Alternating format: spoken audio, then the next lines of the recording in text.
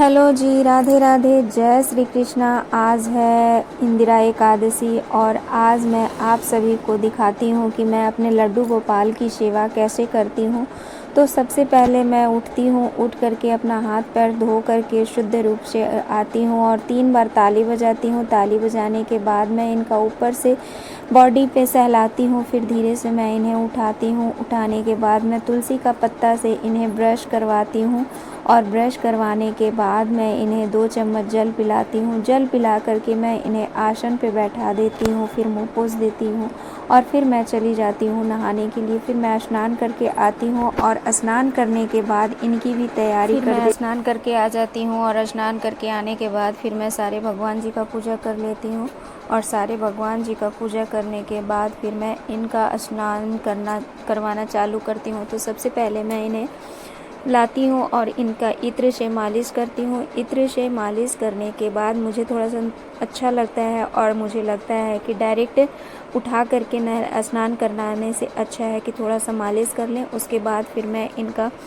एक पीतल का थाली लेती हूँ, उसमें स्वास्तिक बनाती हूँ। स्वास्तिक बना करके दोनों तरफ से स्वास्तिक को बांध देती हूँ। उसके बाद फिर मैं इसमें एक तुलसी का पत्ता डालती हूँ और हाँ, तुलसी का पत्ता मैं कल ही तोड़ ली थी क्योंकि आज एकादशी है, तो एकादशी के दिन नहीं तोड़ा जाता है। उसके बाद फिर मैं दूध से स्नान करवाती हूँ, फिर मैं दही से स्नान करवाती हूँ। सारी चीज़ों से बारी बारी करके मैं अच्छे से स्नान करवा देती हूँ और स्नान कराने के बाद मुझे हंसी आ रही थी, एक क्लिप लगा दी थी। उसके बाद फिर मैं शहद से स्नान करवाती हूँ। शहद से भी मैं उसी तरह से स्नान करवाती हूँ जैसे कि और सभी चीज़ों से स्नान कराया जाता है।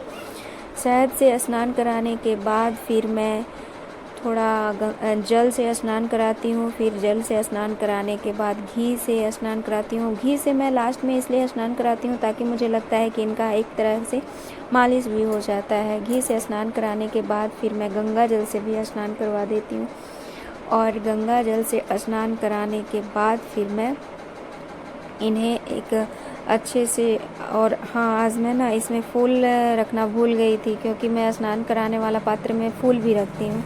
फिर मैं इन्हें एक अच्छे से सूखा हुआ प्लेट में रखती हूँ, कपड़ा पे करके इन्हें पोंछ लेती हूँ। पोंछ करके फिर मैं इनका श्रृंगार करती हूँ धीरे धीरे से। मुझे जैसे आता है, मुझे ज़्यादा कुछ तो नहीं आता है मैं, लेकिन जितना भी आता है मैं धीरे धीरे करके इनका श्रृंगार करती हूँ। और श्रृंगार करते हुए मुझे इतना मज़ा आता है कि मैं क्या बताऊँ। मुझे लगता है कि मैं इनका कितना श्रृंगार करूँ, लेकिन फिर मैं उतना ही कर पाती हूँ जितना मुझे आता है, ज़्यादा कुछ तो आता नहीं है। फिर मैं बारी बारी करके इनका श्रृंगार कर लेती हूँ। श्रृंगार करके फिर मैं इन्हें बाल लगा देती हूँ, पगड़ी पहना देती हूँ, मोर पंख रखती हूँ क्योंकि मोर पंख तो भाई इनका प्रिय है, इसलिए मोर पंख भी रखती हूँ। फिर मैं इनकी तैयारी कर लेती हूँ। उसके बाद फिर मैं इन्हें सिंहासन पर बैठा देती हूँ, भोग लगा देती हूँ। भोग में तुलसी का पत्ता रख देती हूँ, थोड़ा प्रसाद रख देती हूँ जिसमें मिश्री ज़रूर होता है, मिश्री और मखाना का भोग लगा देती हूँ। उसके बाद फिर जल रख देती हूँ, जल को भी ढक देती हूँ। फिर मैं इन्हें दीपक दिखा देती हूँ, आरती कर लेती हूँ। दीपक दिखाने के बाद, आरती लगाने के बाद फिर मैं इन्हें इनका पर्दा लगा देती हूँ और पर्दा लगा करके मैं चली जाती हूँ मंदिर। फिर मैं कहा जाता है ना कि ये बिना पर्दा लगाए हुए ये अपना ये क्या बोलते हैं भोजन ग्रहण नहीं करते हैं, इसलिए पर्दा लगाना ज़रूरी होता है। तो मैं पर डे 10 मिनट के लिए पर्दा लगा करके छोड़ देती हूँ और उसके बाद फिर मैं आज चली गई मंदिर पर्दा लगा करके। और जब मैं मंदिर से आई तब फिर मैं इनका पर्दा हटाई और उसके बाद हाँ, प्रसाद को भी मैं ढक देती हूँ।